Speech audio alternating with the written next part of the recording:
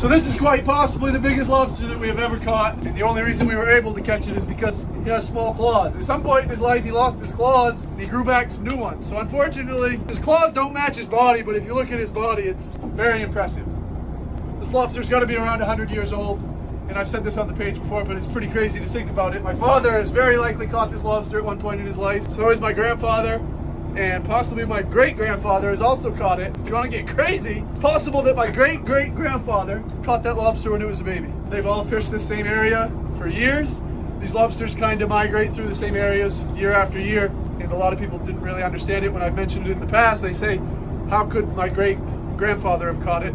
It would have been legal size. But 90 years ago, when he was young, this would have been undersized. This lobster would have been oversized around 50 years ago. It's pretty crazy to think about.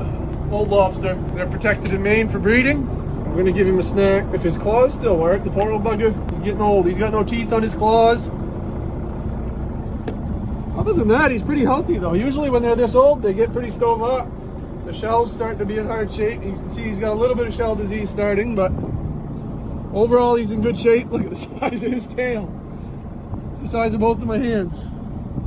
All right, open your claw and you get free food for the road. There you go. We'll make some babies.